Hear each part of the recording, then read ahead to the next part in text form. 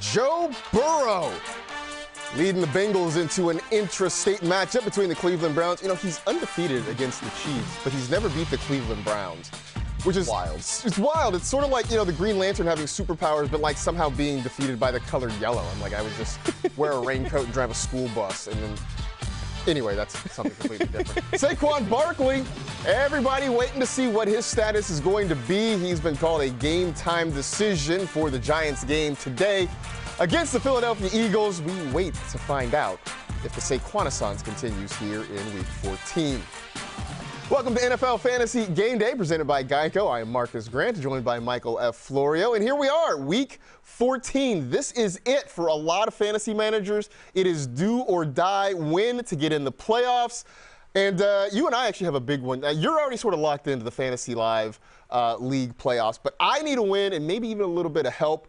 So I love Saquon Barkley. I wish him the best. I would kind of hope that maybe he doesn't play because you have him this week. Yeah, it's a big like if Saquon plays, I'm gonna play him. But I put that on Twitter today, and people were like, "What if he gets hurt in the game?" And I was like, "It's your team. If you're really that worried about it, and you have a good enough option to sit Saquon, sit Saquon." That applies to literally every player in the National Football League. You can send us your questions on Twitter at NFL Fantasy. We will do our best to answer as many of them as we can. The rest of them go to our pal Aaron Tan because he doesn't like broccoli. So it's Week 14, dude. You gotta figure it out. Just one green vegetable. That's all we ask right now. Zucchini. Anything, just anything, Aaron. Please, just help us out. In the meantime, of course, the question of the day is, will Saquon Barkley play? Mike Garafolo is at that game, and he's got the latest. Well, big news for the Giants. Saquon Barkley listed as questionable with a neck issue. He will play today. Giants coach Brian Daboll told me a short while ago he came in much earlier than he usually comes in on a game day. The reason for that was he was going to get some extra treatment and get checked out by the medical staff. They gave him a green light. Now, Daboll did tell me that they'll keep an eye on him throughout the game and see how he's doing. But he is a go, so they'll give him as much work as they can possibly handle. Ian Rappaport and I are told that he's dealing with a stinger. Now, these things are unpredictable, so proceed with caution. But what are you going to do? Not start one of the best running backs in the game?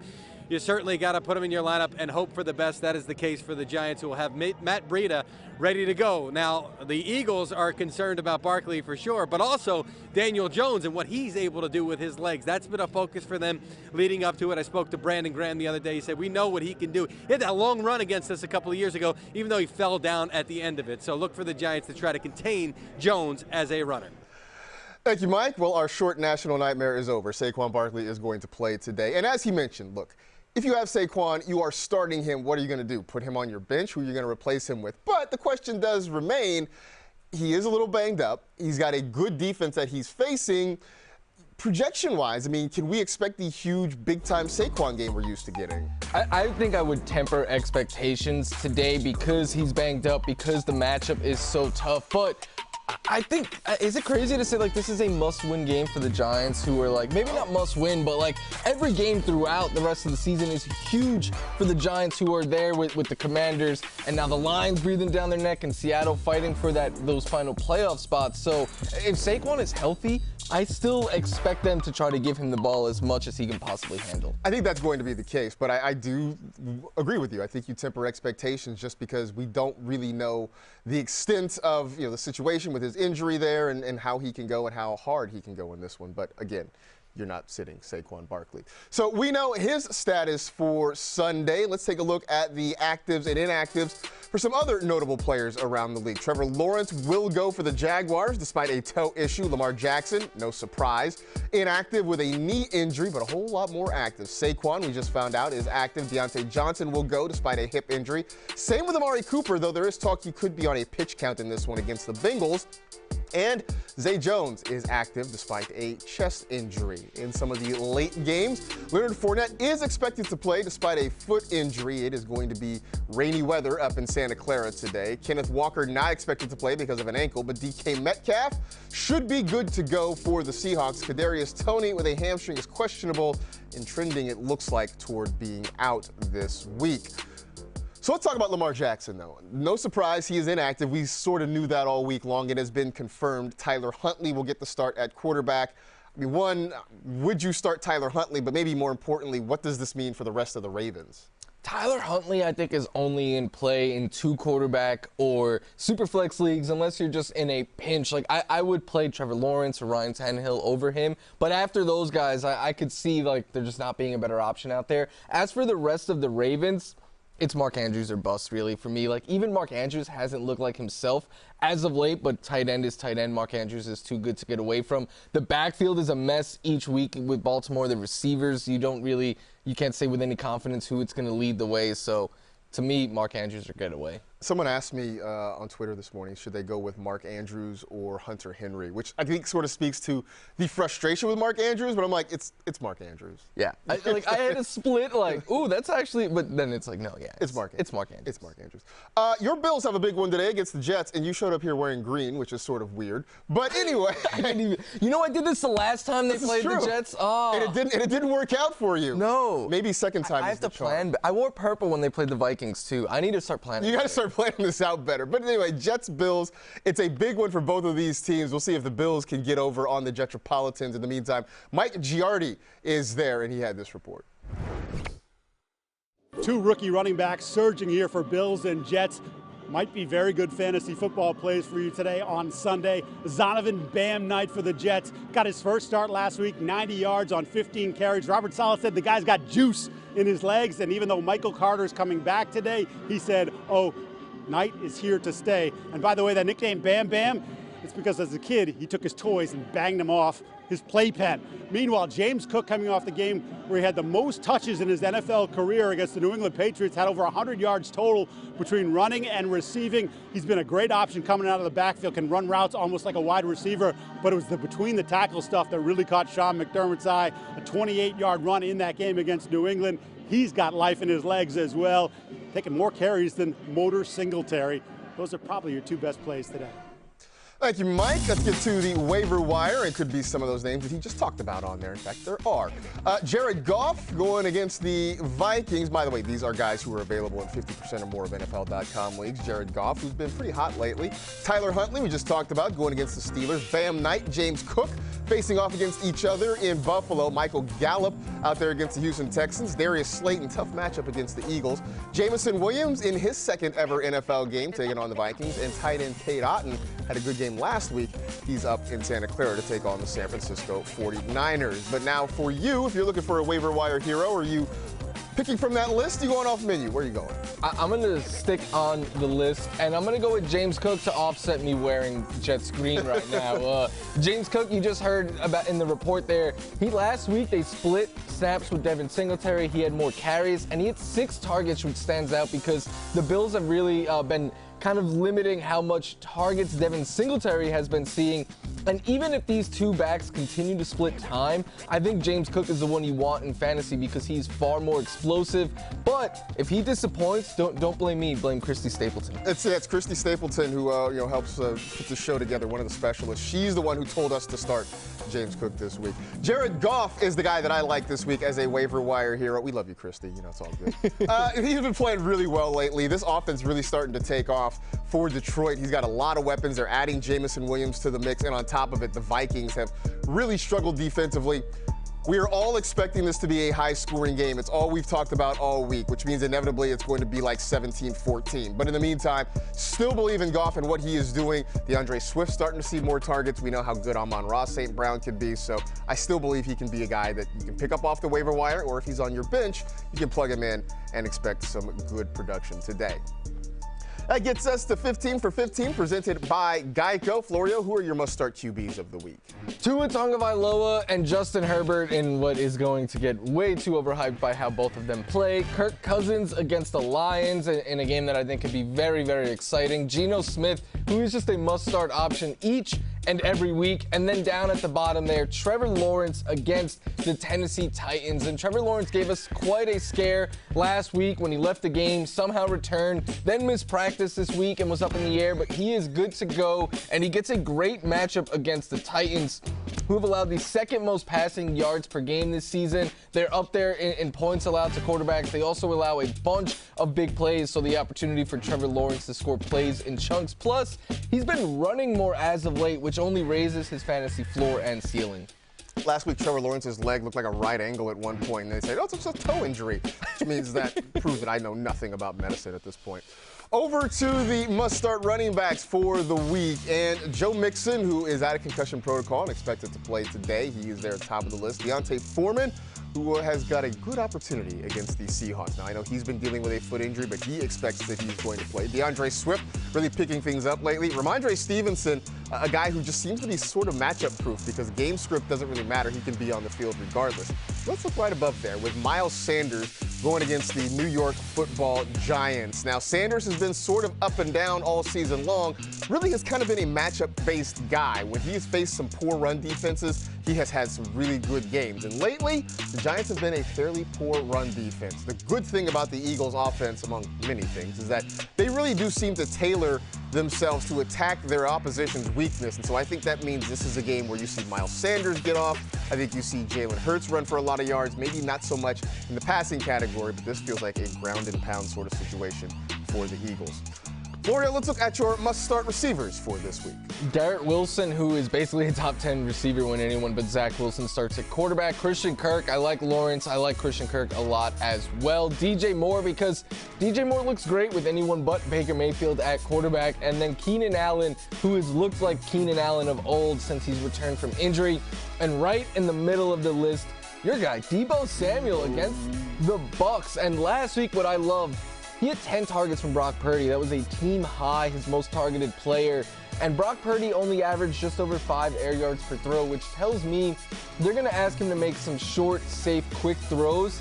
And that means a lot of Christian McCaffrey and Deebo Samuel, I'd imagine. And then those two, we know what they can do after the catch. Deebo is the best yak receiver in the NFL. So just put the ball in his hands and he could still be plenty productive for fantasy.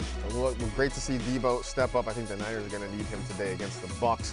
Let's get to some tight ends for the week. And well, we saw Deebo on the wide receiver list. His teammate George Kittle makes this list here. Gerald Everett.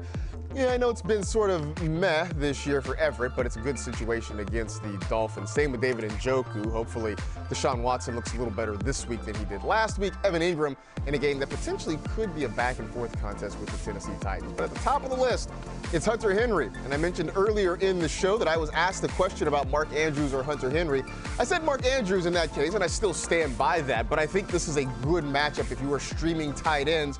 Not that Hunter Henry has been special, not that the Patriots offense has been very special, but there are things you can count on, right? There is death, taxes, the sun rising in the east, and the Cardinals giving up points to fantasy tight ends. So in that respect, I think this is a good opportunity to get Hunter Henry into your lineup. Normally, it is you all asking us the questions on Twitter, but sometimes we like to return the favor. And so our poll question for the week, which wide receiver duo scores the most points today? Is it Justin Jefferson and Adam Thielen? Is it Jamar Chase and T. Higgins? Is it A.J. Brown, Devonta Smith? Or is it Tyreek Hill and Jalen Waddle? So out of those four, which one do you like the most? I think it'll be one side doing a lot of the heavy lifting, but I'm going to go with Hill and Waddle. I think Tyreek Hill just goes off tonight. See, I was going to go with Justin Jefferson, Adam Thielen. But again, sort of one side of that doing most of the heavy lifting there. Because I expect a lot of points between the Lions and the Vikings there. We are just getting started here on Fantasy Game Day. Dak Prescott, all smiles right now as the Cowboys get loose. Getting ready to take on the Houston Texans. You know, I missed the video of him doing his, little hip thrust dance. Like, we haven't seen that in a while. Bring that back. You know, you on the elastic bands. Not nearly as fun there. And, there's your boy, Josh Allen. What's his middle name again? Patrick. Joshua Patrick Allen, the pride of Fireball, California. So maybe he can get over on the New York Jets today. We got a preview of the Sunday Night Football matchup. That's coming up next here on NFL Fantasy Game Day.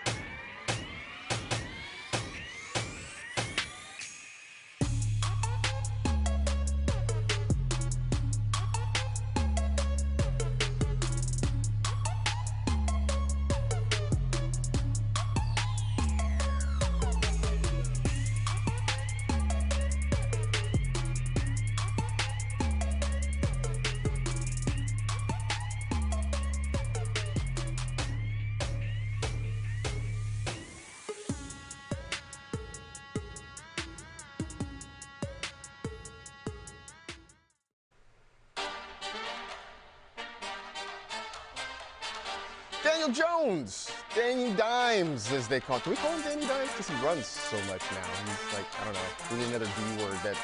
That's why he's Vanilla Vic now. Right, yeah, Vanilla Vic. Danny Dash, maybe we call him, since he's kind of a running quarterback or something. Big game against the Philadelphia Eagles for the Giants today.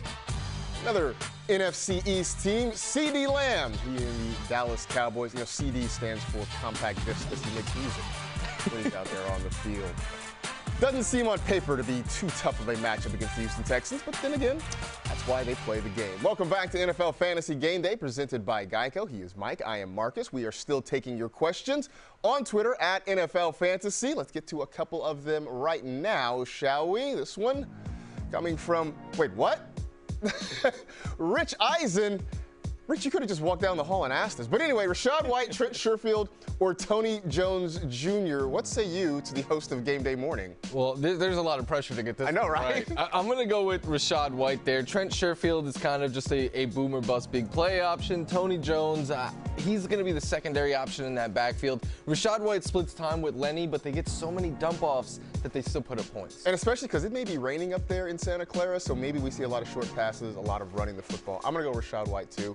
Your locker is next to Rich's, though, so like if this doesn't work out, he can actually be kind. Sean wants to know, need help with my flex spot in my 12-team full PPR league. Whom should I start? Deontay Johnson, Josh Palmer, Michael Gallup, or Pat Freiermuth? We got a couple of Steelers on this list, though. Where would you go here? Typically, if you give me 3 receivers and 1 tight end, it's like a 99% chance I'm picking one of the receivers. This is one of those rare opportunities. I'm going to go Pat Freiermuth. He's been getting so much consistent volume each week, and I think that'll be a very close competitive game between 2 division rivals. I am still blown away by the fact that if somehow Deontay Johnson does not score a touchdown this season, he is going to shatter the record for most targets in a season without a touchdown scored. But I'm going to go Pat Freiermuth, too. The Muth is Luth. At least, I hope so. Time for Who Scores, presented by DraftKings Sportsbook. We are looking at the Dolphins and Chargers, going to be played right over there at SoFi Stadium later on tonight. Let's start with Tua Tagovailoa. DraftKings has him projected for 279.5 passing yards. Where do you have him? I have him right around that range. Like, he can easily top that number, but I have him for 275 and 3 touchdowns. Ooh. Which puts him right at about 23 fantasy points. Like, it's a good game for Tua Tagovailoa, and understand that the upside is even higher because he routinely has been going out and giving you about 275 and 3 prior to last week. And last week was a super tough matchup for Tua against the 49ers. And I know that the fantasy results weren't great, but he still did put up yards and touchdowns. This week, though, he gets a much better matchup against the Chargers in a quarterback matchup that's getting hyped up for bad reasons. I'm just excited to see 2 very good young quarterbacks go at it. The discourse around the quarterbacks in this game has been nauseating this week. Both of them are good. Why can't we just accept that, Twitter? Both these guys can be good. Anyway, let's get to the other guy in this game, Justin Herbert. DraftKings projects him for 295.5 passing yards. I don't have him for quite that many, just because, look, if you look around the NFL right now, guys just aren't throwing for 300 yards in a game very often. I got him at 275. I will give him 2 tutties there, and, it's a handy little 21 points. It's not a bad day. I do think Justin Herbert is going to throw the football effectively. He's going to spread the ball around, but we just have not seen a lot of big, explosive passing games from him, or like I said, a lot of quarterbacks around the league. I also do think you're going to see the Chargers lean heavily on Austin Eckler, trying to run the football as well, trying to be as balanced as possible, but I do think this is going to be a really entertaining game between these 2 clubs on Sunday Night Football. Get in on the hottest sports action for your shot at cold hard cash with DraftKings Sportsbook. Bet on your favorite sports all season long and gear up for football season. Right now, new customers can get a special offer when they sign up using promo code WHOSCORES. Time for a break. There's Zeke. I dig his hair. He's got a good beard, too. I have a struggle beard, so I can respect a good beard. He and his Cowboys teammates in an in-state Lone Star showdown with the Houston Texans. And then we got more Giants and Eagles. A.J. Brown getting loose out there. Arthur Juan. I don't know. Maybe kind of a lesser day for him. Still good, but not. I mean, he can always go off. But they might just rely on the run. There you go. Fantasy Game Day coming back right after this.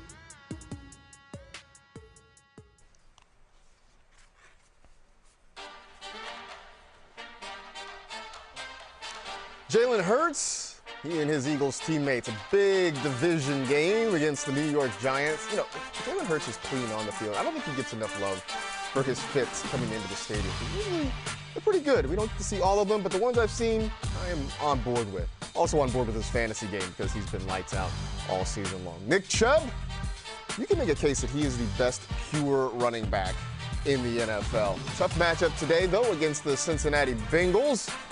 Browns trying to just get something going, get some momentum to finish out the season. Of course, you are starting Nick Chubb. There are no questions asked about that. Welcome back to NFL Fantasy Game Day. I am Marcus. He is Mike, and you can keep sending us your questions on the Twitter machine at NFL Fantasy, and let's get to a couple of them right here. This first one from Tommy, who asks, Tua or Josh Allen? Hashtag humble brag. Looking at the total point line for both games, Bills versus Jets 43, Dolphins and Chargers 51.5. Am I overthinking this? I'm going to ask you, I know what you're going to say, but I'm figuring you can at least give me a semi-objective answer here. I was going to try to pull up Joel's rankings real quick. Joel, who do you have higher of the two? Josh Allen. Okay, so I was going to say Josh Allen, but I wanted to make sure that I wasn't being biased. I can never sit Josh Allen in fantasy. I will say that it is a legitimate dilemma. I know I'm sort of, giving you a hard time here. It's a legitimate question. I just think Josh Allen has the higher ceiling on a week-to-week basis. But I will tell you what, starting Tua is not a terrible situation. I think you're going to be in a good spot either way you go, but we both say Josh Allen here. Next question, Jeff Wilson Jr. or James Cook as my RB2? First of all, that's from Mets 2023. Let's go. Spending more money than anyone. I love James Cook. I'm going to go with Jeff Wilson Jr. there, though. Just an awesome matchup. The matchup's so great. That Charger run defense has been awful. And even with Raheem Mostert potentially taking some of the snaps and touches away, I still think Wilson is in a better spot than Cook is this week. So we'll be unanimous on that one. Time to take a look at the notable actives and inactives. First, from the early games, Trevor Lawrence is a go. Lamar Jackson is not. That one, not a surprise, really. Saquon Barkley, after all of the consternation and concern, looks like he is going to be going for the Giants today. Deontay Johnson is active for the Steelers. Amari Cooper active for the Browns, though he could be limited in how many snaps he plays. And Zay Jones is good to go for the Jaguars. Over to the late games for Sunday. Leonard Fournette expected to play despite a foot injury going against that tough 49er run defense. Kenneth Walker not expected to go, but DK Metcalf should be on the field for the Seahawks. And Kadarius Toney is on the wrong side of questionable, it looks like, with his hamstring injury. Texans and Cowboys. Once upon a time in the first ever game in the history of the Houston Texans, David Carr led them to a win over the Dallas Cowboys and shocked the world. These two franchises have not had the exactly same fortunes in the years since then, but they do meet down in Dallas today, and Jane Slater is there, and this is what she had to say. Unstoppable force meets movable object. The Cowboys have one of the most powerful duos of running backs in the league, featuring Tony Pollard and Ezekiel Elliott.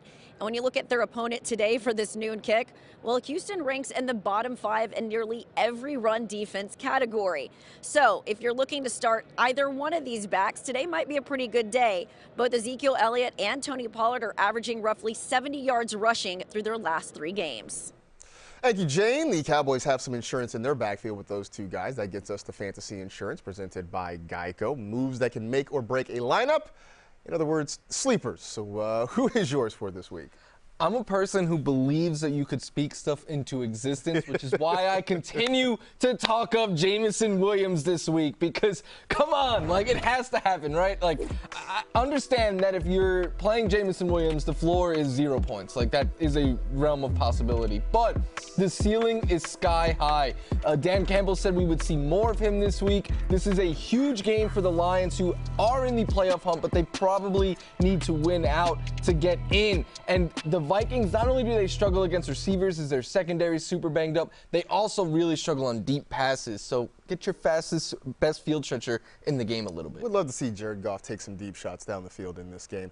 I'm going to go with D'Onta Foreman as my sleeper for the week. And I know he's been dealing with a foot issue. He says he's going to be good to go. Last time we saw the Panthers, Chuba Hubbard was healthy. It was still D'Onta Foreman getting the lead. He had the most snaps. He had the most carries in that game. He's been over 100 yards in just about every start he's had this season. And he's facing a Seahawks defense that has been pretty awful against the run. Yes, we talk about the Josh Jacobs 300-yard game he had a couple of weeks ago. They also gave up over 100 yards to Rachaad White. They gave up 2 touchdowns to the, at that time, left for fantasy dead Cam Akers. So this feels like a situation where D'Onta Foreman, especially in a run-heavy offense, can get a whole lot of opportunity. I don't know if you've heard, but there are 6 teams that are on a bye this week. You may hate it, but it ain't no lie. Bye, bye, bye. We didn't even choreograph that, and it probably showed for you guys out there watching. We got to figure out a way to kind of help you with your lineups in case you are missing players on a bye. It's likely that a lot of you, if not all of you, have somebody on your bench that has a bye, or maybe somebody in your lineup. So for folks who potentially are missing, say, Justin Fields, how can they fill that void this week? I have a league where I have Justin Fields, and he is on bye. And what I did was I went out there and I picked up Ryan Tannehill, and I am starting him in place of Justin Fields. Look, since week 6, the only quarterback that has faced the Jaguars and not finished top 10 in fantasy is Russell Wilson. That says more about Russell Wilson than it does the Jaguars. And they've allowed in the last couple of weeks, the last month, they've allowed the second most fantasy points to quarterbacks. Routinely, quarterbacks are having their biggest games in a while against them. And the Titans defense struggles against the pass as well. So I think this could be a back and forth, sneakily high-scoring game. I do think it could be a very high-scoring game because both these secondaries are kind of bad this year. If you have, say, Aaron Jones rostered, although I guess this could apply to any number of running backs this week, but let's specifically just say Aaron Jones. I think a guy that you can go after is Travis Homer, and he very well may still be out on your waiver wire at this moment as you are hearing the sound of my voice. Now, there is some talk that Tony Jones is going to get quite a bit of run and that the Seahawks could cycle through running backs, maybe DJ Dallas in the mix as well. But the reason I like Travis Homer is because he is the guy in that group that has the most pass-catching upside. Jones might be the banger, the between-the-tackles guy going against that Carolina defense, but if the Seahawks have to go to the air and they want to dump the ball off, Travis Homer could be that guy. So we'll see how this sort of works out. I don't love the fact that it's potentially a three-headed attack, but Homer's a guy who is widely available in a lot of fantasy leagues, and we always talk about the value of a target versus a carry. He has that working for him this week. More running back dilemmas, Florio. Jonathan Taylor, who, look, I know he hasn't been the guy that we drafted overall #1, but if you're missing him this week, where do you go? And I have a team where I'm missing Jonathan Taylor. There's a theme here because buys are terrible this week. But I wish I had Bam Knight on that team to plug in his place. So if you have Bam Knight, confidently get him in your starting lineup. Even with Michael Carter back, we just heard at the top of the show that Bam Knight is not going anywhere. In the last 2 weeks, he's 4th amongst running backs with over 220 scrimmage yards. He's has picked up 15 carries per game in the last couple of games and over 15 fantasy points per game in that stretch as well. He's playing very well, and the Bills defense, yeah, they've struggled against the run, especially when they played the Jets the first time. I expect the Jets to probably try to run the ball a good amount today. So we'll see if Bam can get something done against the Bills. If you've got Chris Olave rostered, and I know I do in a couple of places, a guy that you can get and maybe plug in his spot is Donovan Peoples-Jones. I know we have been very concerned about the Browns' passing game. Last week, Deshaun Watson looked flat out awful. Let's just be blunt about it. But what I like about DPJ is the fact that he is sort of Mr. Air Yards for this offense, and that is what Chris Olave has done well in New Orleans. So he can be the downfield threat. He can be the guy to stretch the defense. Also means that ideally, he doesn't need a lot of targets. If he and Watson can connect on a couple of those deep throws, then he can get you a decent number. I got to believe that Watson's going to be at least a little better this week than he was last week, and Donovan Peoples-Jones. Understanding there's a lot of volatility there. The floor can be low, but the potential for a decent game is there, especially with Amari Cooper at less than 100%. Christian Watson has been lights out for managers for at least the last month or so. You don't have him this week. Who's a good fill-in option? You guessed it. I have a team with Christian Watson, and I have many teams with wide receivers on bye. So I'm starting Zay Jones in a number of different spots this week because, look, I understand he let you down last week, but he still had 7 targets, and in the last 3 weeks, he's averaging 10.5 targets per game. That ranks 7th amongst wide receivers. He has double digits in the 2 other games in that stretch.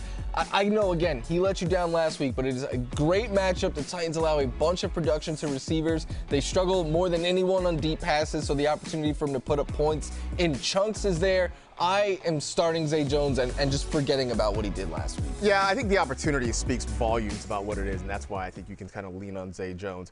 Last one, if you got Terry McLaurin rostered and he is off this week, I think a guy you can look to is DJ Chark. And I know Florio has talked about Jamison Williams, and I do like him as sort of a deep sleeper, but I think Chark is a guy that has a little bit more of a stable floor because he's running more routes, he's getting more targets, he's a little bit more consistent in terms of his usage in the Lions offense. We know that Amon-Ra St. Brown is going to get the bulk of the targets there, but we have seen DJ Chark get some opportunities the last couple of weeks, and I don't know if I've mentioned this before. I think this is going to be a high-scoring game.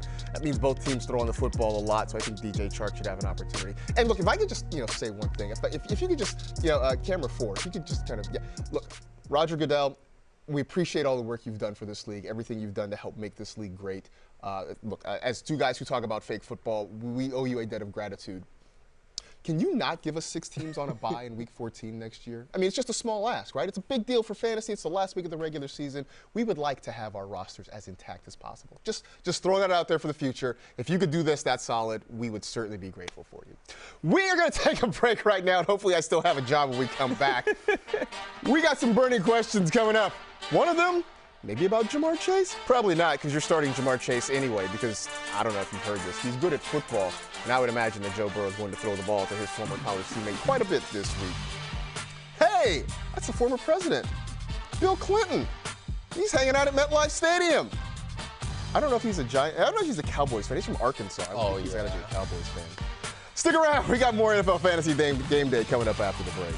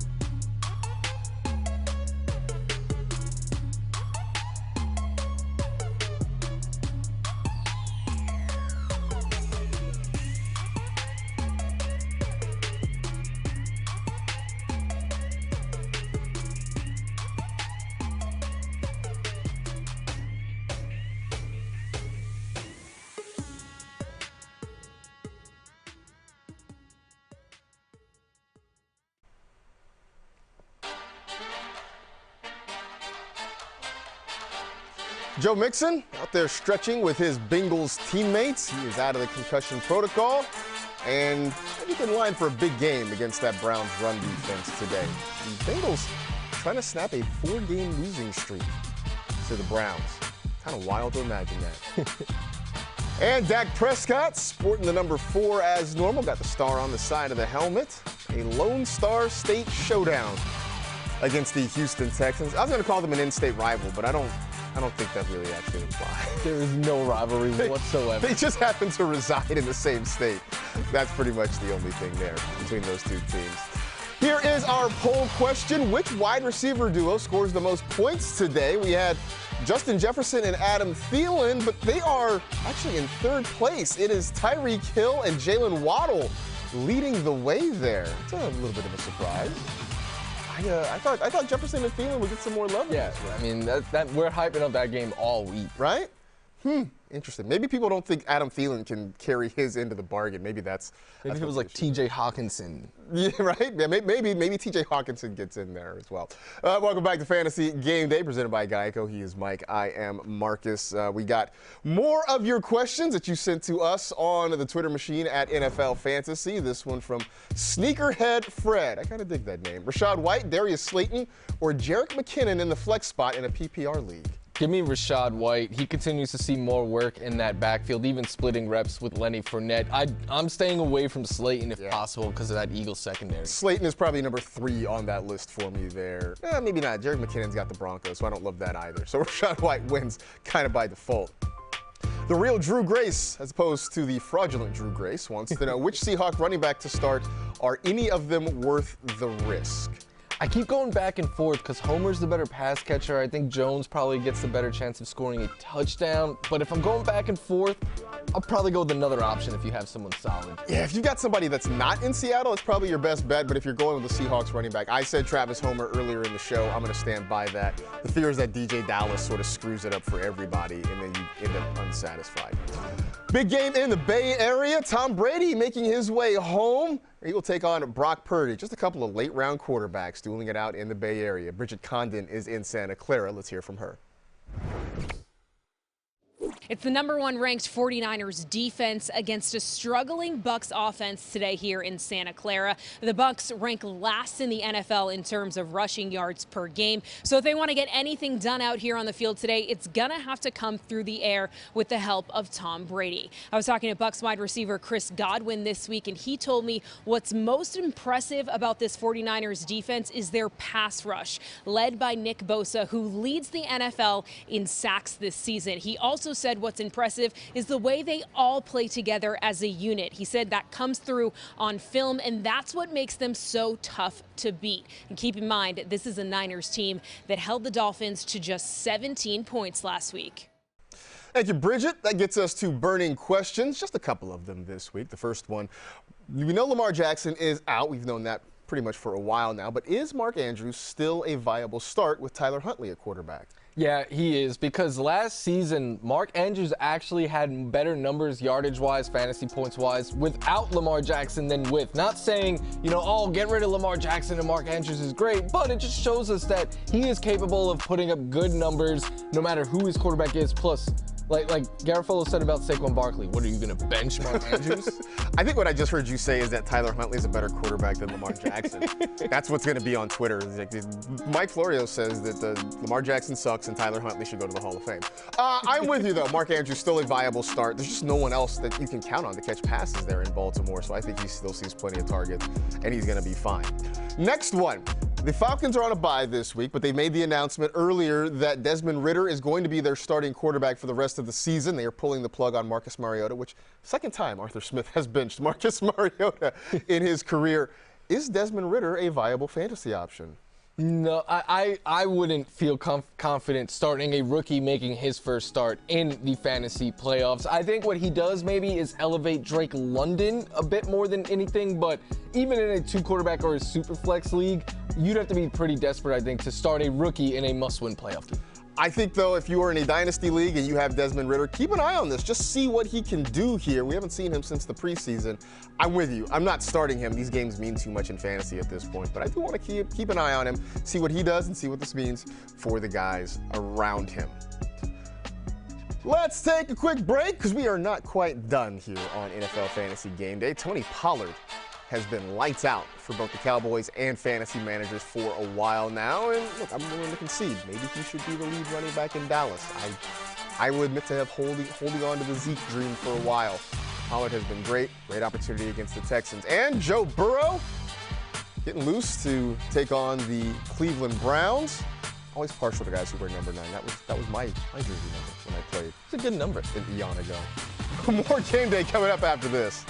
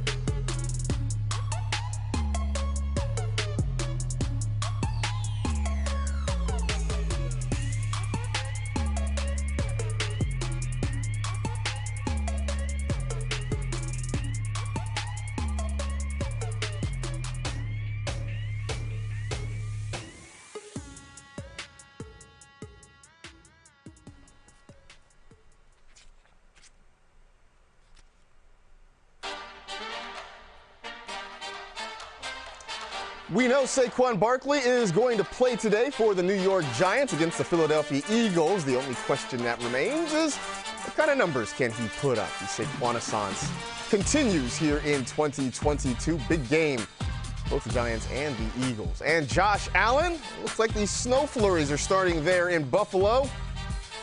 We'll see what Allen and the Bills can do against a pretty good Jets defense in a game that both teams really need to win in order to help their playoff standings. 15 minutes to kickoff, presented by Geico. One last look at the early game injuries of note. Trevor Lawrence is a go for the Jaguars. Lamar Jackson is not for the Ravens. As we talked about, Saquon Barkley is active for the Giants. Deontay Johnson active for the Steelers. Amari Cooper banged up but should go for the Browns. And Zay Jones will be on the field for Jacksonville today. Welcome back to NFL Fantasy Game Day, presented by Geico. I'm Marcus Grant. That is Michael F. Florio. You can keep sending us your questions on Twitter at NFL Fantasy, and we will get to a couple of them right here. Beto wants to know Latavius Murray or Jeff Wilson Jr. in a full PPR. JWJ, I just love the matchup. I know he disappointed last week, but a great matchup. And Latavius Murray, I'm worried about him getting game scripted out of that game. He may get booned out of that game, too, with Mike Boone back a little bit. Also, you know, it's funny. Like, most times PPR matters for running backs. I don't think it really matters for either of these running backs. They don't catch the ball a whole lot, either one of them. Next one from Alex, Gabe Davis or Mike Williams at the flex? I might just take the upside shot in Mike Williams here. These are both boomer bust options, but Davis has really been struggling, and the Jets don't allow a bunch of big plays. Yeah, and I think we could see more points in Dolphins-Chargers than we will in Bills-Jets. So that, I think, gives Mike Williams the upside right there. All right. It is Sunday Funday time. There it is with the air horns. I'll let you know that we are going to start ripping through some of these superlatives for Week 14 on Sunday. Let's start with today's top score. I'm looking. I never would have guessed you'd come up with this name. I want to just like tear this green shirt off of me right now because it's going to be Joshua Patrick Allen of the first place Buffalo Bills, because last season Josh Allen played the Dolphins, Patriots, Jets, and Chiefs defenses all at least twice, some of them 3 times, and in repeat games he's averaged 32 fantasy points per game and top 29 in 4 out of the 5. I know the Jets limited him in week 1. He got them on the ground though, which is always a possibility with Josh Allen. But he tends to get better. You get your first strike on him, he tends to, counterpunch you back. So I'm gonna go with Josh Allen here. Oh, Josh Allen on one side. I'm gonna go with Joe Mixon. I don't know if he has a middle name, to be honest with you, but I do know that he's got a good matchup against the Cleveland Browns. That run defense has struggled all year long, and Mixon is going to play the majority of the snaps. I do think Samaje Perine does get some opportunities, but I feel like we're only gonna see him for maybe 15 or so snaps, and then most of it is going to be Mixon there. He's going to catch the football. He's going to run the football. We'll see how many points the Bengals can put up today, but I do think Joe Mixon is going to be a big part of whatever they do offensively. Must-start quarterback of the week. Who's yours? A player who I hope you're not expecting to be pen pals with him or whatever, because you were getting silence from his end, but Geno Smith. Geno Smith has been playing absolutely great football this year, and he deserves a lot of credit. He has 4 games with at least 320 passing yards. Only Patrick Mahomes has more. He has 8 games with multiple passing touchdowns this season. 10 games. He leads the NFL in that, and he has scored at least 19 fantasy points in 5 straight. In a year where so many big-name quarterbacks have disappointed, Geno Smith is a must-start option. Man, the Broncos, they could use a quarterback like Geno Smith. I'm going to go with Kirk Cousins, and we've talked a lot about this Vikings-Lions game, but mostly on the Lions side. Let's give some love to the Vikings as well, because Kirk Cousins, for the most part, has been a matchup-based quarterback this year. When the matchup's been good, he's been fine. When the matchup's been bad, he's been less than that. This is a good matchup. The Lions have struggled defensively, and with the Vikings defense struggling, I think that means Kirk Cousins is going to have to throw the football and throw it effectively to keep the Vikings in this game. Over to our must-start running backs of the week. Who do you like here? DeAndre Swift, because if DeAndre Swift is getting 20 opportunities in a game like he did last week, he is a must-start regardless of the opponent. But it only helps that the Vikings have really struggled against running backs as of late. In the last 4 weeks, they've allowed the 2nd most fantasy points per game to the position. That includes 6 touchdowns, but again, he led them in snaps, carries, targets, yards. He scored a touchdown, and even if they are chasing points, as we've seen before, that is when they like to get DeAndre Swift involved in the passing game, so he's a must-start option. I do think that both he and Jamal Williams are viable in this matchup, but Swift looks like he's on the upside. I'm going with Ramondre Stevenson, though, as my must-start running back of the week, and I said this a little bit earlier, that it doesn't really matter what the game script is for New England. If they want to run it, they can run it with Ramondre. If they need to throw it, they can keep him on the field in short passes and get him involved that way in the passing game. I do think this is going to be a game where I expect that the Patriots are going to stay close against the Cardinals. I think defensively they can do enough to shut down Arizona, so that means I think Ramondre is in line for a lot of work in this one, so I think he has to be in your lineup. Over to the must-start wide receiver list. Who do you like? Wearing green, I'm going to go with a Jet here. I'm going to say Garrett Wilson, who's been playing out of his mind ever since Mike White has taken over, averaging 25 fantasy points per game in the 2 starts by Mike White, with a 46% target share in that game, in those 2 games. And basically, no one is anywhere close to the amount of targets that he sees on a weekly basis with Mike White. And he's played 5 games without Zach Wilson this year, 3 times been a top 10. Plus, if you're still not sold, the Bills have allowed the 2nd most fantasy points to receivers in the last month. Garrett Wilson, he and Chris Olave battling for top rookie wide receiver in fantasy this year. Christian Kirk, not a rookie, but he's been pretty good all year long. Surprisingly, has kind of remained in the realms of wide receiver 1 all season. He is leading this team in targets. He is the guy that Trevor Lawrence looks to when he needs a play made. And talked about this game being potentially a high-scoring one. The Titans secondary has been awful all year long. Their run defense has been good, so this might be a game where you don't see quite as much Travis Etienne, at least as a runner, and more downfield shots, and Christian Kirk should be the recipient of a lot of them. Must-start tight end. Generally, it's pretty much any tight end who is alive and playing, but let's hone in on some names that people should start. Let's hit the horn because we're going with T.J. Hawkinson of the Minnesota Vikings in a revenge game against the team that traded him just like 5 or 6 weeks ago. And not only do the Lions really struggle against tight ends, not only is T.J. Hawkinson consistently used and bring a safe floor and a high ceiling for a tight end, but the Lions are also in the top 5 in yards and touchdowns allowed to players who line up in the slot. And since he became a Viking, he leads them in slot targets. So you like T.J. Hawkinson? No surprise there. I like George Kittle as a must-start this week. Now, I think there are a couple possible outcomes for him. If the Niners want to keep with the short, quick passing game, I think you see Kittle very much involved in a matchup that favors tight ends against this Buccaneers defense. Now, if the Niners decide they want to try and take shots down the field, then maybe you see Kittle left in as a blocker to help with pass protection so they can let those longer routes develop. But with the weather being what it is in Santa Clara and rain expected throughout the day, I don't know if they're going to take a lot of deep shots down the field. So I think you see George Kittle heavily involved. Bucks giving up quite a few yards after the catch, too, against tight ends, and that really plays right into what Kittle does effectively. Must-start defense for the week. I saw you got to the homework first, and this was like the easiest call of the week. Yeah, I mean, there was 2 takeaways on fantasy defense last week. One was like, oh, my God, look at what the Cowboys defense did against the Colts. And the other was like, the Browns put up how many touchdowns against the Texans offense? And now the Cowboys get the Texans. So that's really all you need to know. Like, you have eyes. You could see what that Cowboys defense is capable of, and then you see how much the Texans defense is struggling. Add in no Brandon Cooks or Nico Collins today. Yeah, this is as must-start as a defense can be. Hopefully the Cowboys defense has better finger rolls than the last one there. You just never, you couldn't even get it over the rim. What's going on there? My start defense this week is the Kansas City Chiefs because so much about picking a fantasy defense is targeting the offenses that they're playing. And this week, the Chiefs get the Broncos. And a big factor in a lot of fantasy defensive scoring is how many points they allow.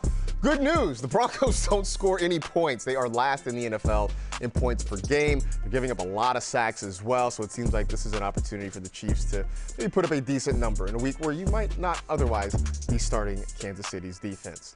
That gets us to our bold predictions for Week 14. We're going to get a little spicy here, and where is your spice coming from? So when our poll, you said Justin Jefferson, you think is going to go off. Maybe Adam Thielen doesn't carry him there. I agree with that. I think Justin Jefferson goes off, and I think the receiver on the opposite side does. I think Justin Jefferson and Amon-Ra St. Brown, they finish as the top 2 scoring fantasy receivers on the week. Both are banged up secondaries that allow a ton of production. Both are offenses that are trending in the right direction. I think this will be not sneakily. This is just going to be a very high scoring game, and it's going to be a lot of passing, and those 2 guys are going to be the biggest benefactors. So we'll have Jay Jettas and the Sun God showing out there in the Detroit at Ford Field. Mine is that Jalen Hurts, who we know is very good and can run the football, he is going to be top 3 in rushing this week.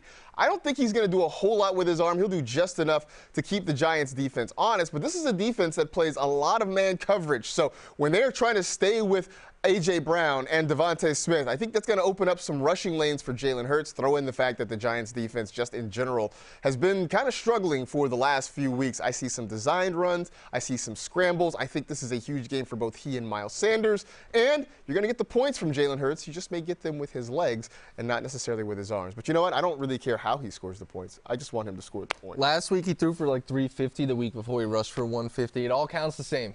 All counts the same. As my father also used to always say, they don't ask how, they ask how many, and that's what we're going for this week. So the final of our poll, which wide receiver duo scores the most points today? And your winner, it is the Dolphins duo of Tyreek Hill and Jalen Waddle. So that should make for some fireworks at SoFi tonight. It's going to be a really fun Sunday night game. Absolutely. Should be a whole lot of fun. Looking forward to that one. And maybe we can put this Tua to Justin Herbert debate to rest, although I don't think that's going to be the case. Anyway, that'll do it for this week's edition of NFL Fantasy Game Day. We appreciate you watching. Enjoy Week 14, and hopefully you make the playoffs. We'll talk to you next week.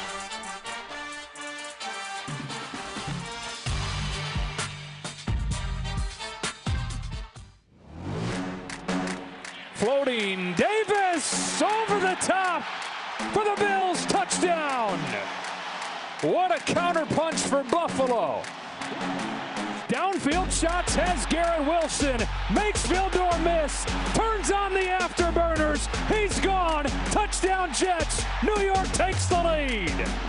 Peoples-Jones going to play it from the 25, breaks a couple of tackles. Peoples-Jones still going, maintains his balance. It's a foot race, 76 yards, no flags. Burrow uncorks it. End zone, touchdown, T. Higgins. Mills, he's going to run for the end zone and get in, standing for a Texan touchdown. Colts brings 5. Prescott throws underneath, complete. CeeDee Lamb, was he down? They say no for now, and he's into the end zone for a touchdown. Cousins throws, caught. Jefferson, touchdown, Minnesota. He's looking for the lead. Goff back at the 10, back in the end zone, and Detroit takes the lead. DJ Chark. 2nd and 10, Hurts. Going to try the other side this time. Coming back to get it for the touchdown was Watkins. Hands it off to Barkley. Saquon Barkley. Touchdown Giants. Lamar, play action. He's got a wide open man. Oliver, touchdown. Pickett looking the other way, throwing end zone, wide open, caught. Touchdown, Connor Hayward. Lawrence throwing to the end zone. Marvin Jones. Yes! They call it a touchdown! 10th play of the drive. Tannehill looking, firing over the middle. It is caught. It's a touchdown if it stands. Traylon Burks in traffic. Fake. Mahomes a lot of time. Now over the middle. He's got his man. Kelsey at the 15. Gets a block inside the 5, and he's in. Touchdown, Kansas City. Wilson looking for Jalen Virgil. Wide open inside the 20, and he's gone. First NFL catch is a touchdown for 66 yards. Darnold for the end zone. DJ Moore has it, and yeah, that's a Panther touchdown.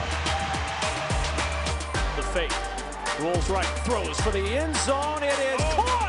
DK Metcalf overpowering the Rams to snatch it away. 3rd down and 1. Brady throws. It is caught and taken in for a touchdown by Cole Keith. Down to 2, they get it off. Purdy looks to throw. Juszczyk, touchdown, San Francisco.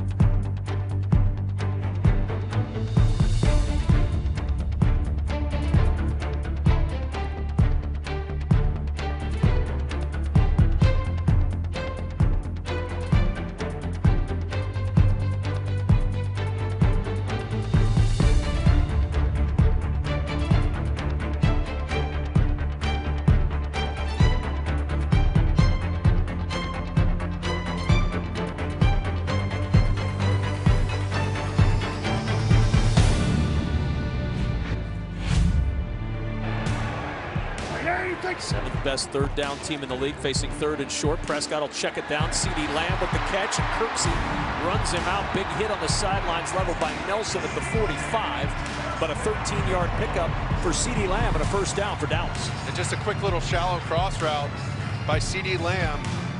Breaks free on third and short. Excellent job with his eyes at Dak Prescott, really letting that play develop and having plenty.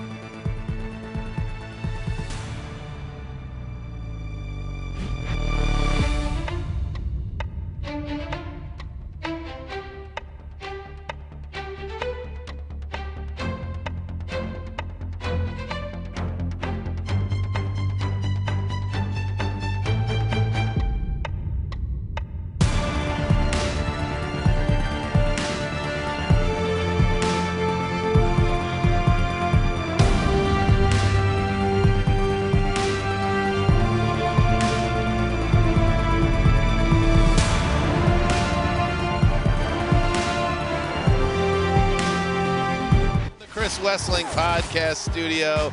It's Around the NFL. Win like this changes everything that we should think about the Vikings. Some zaddy energy from Mike McCarthy all season long. Zach Wilson got rid of the ball so quickly against Buffalo. He was so disciplined. That's the new suit, though, right? That's the NFL-provided suit. It's a first, and it's a big step in our Here's the problem. Status at this company.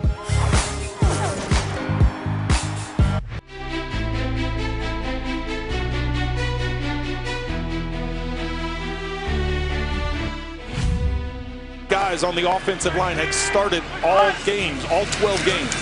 Second down, 7. Doctson a block, Pickett on the run, chased by Pierre-Paul. He has the first down. As he runs upfield, out of bounds about the 39. He picks up 13 on the ground. The Pitt rookie Kenny Pickett, a first down run for the Steelers. Well, and I think this is the big difference of the last few weeks with Kenny Pickett is instead of trying to force a ball in, understanding the situation, it's the first quarter, you're down in your own end zone. The last two plays, it hasn't been as clean.